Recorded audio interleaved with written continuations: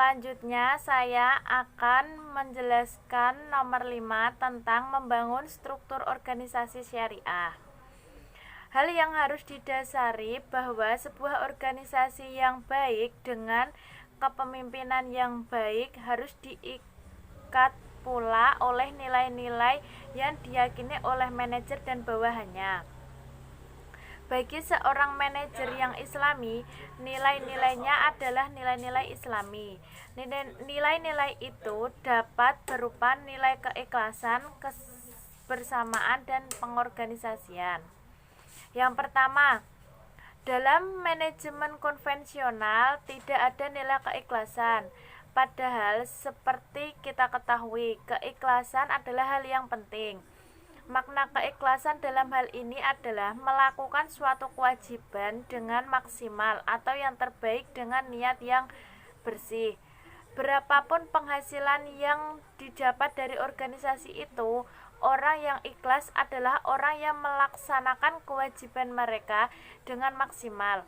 Jika telah sepakat sejak awal bahwa seorang pegawai akan memperoleh gaji dengan normal tertentu, maka pegawai itu harus melaksanakan pekerjaannya secara maksimal.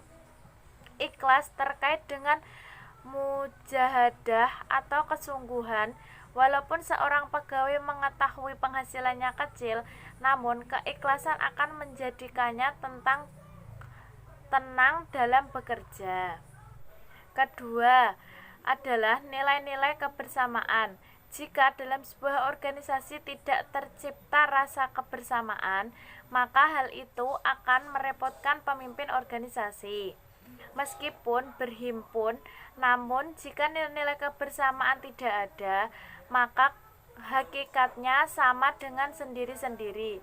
Tanpa nilai-nilai kebersamaan, seorang pegawai akan berpikir yang penting melaksanakan tugas sendiri, tidak peduli dengan tugas orang lain. Yang ketiga, dalam sebuah organisasi diperlukan nilai pengorbanan. Tidak mungkin sebuah organisasi akan tumbuh dengan baik jika seorang hanya mengandalkan ego masing-masing.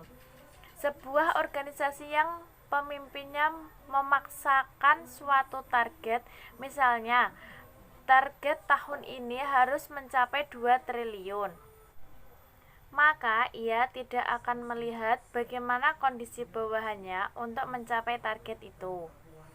Akhirnya, walau target itu tercapai, tetapi akan memakan banyak korban.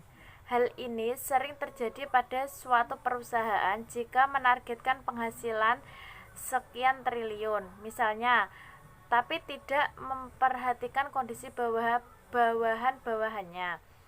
Bawahannya mengorbankan segalanya untuk mencapai target itu tanpa ada relat dari pemimpinnya. Seorang manajer harus berani berkorban untuk sebuah organisasi, bukan justru memanfaatkan organisasi itu, dalam arti memanfaatkan kebodohan bawahannya. Jika bawahannya tidak mengerti hal-hal yang semestinya diketahui, sang manajer justru bersyukur. Manajer seperti itu bukanlah manajer yang baik dan dapat memimpin perusahaannya dengan baik.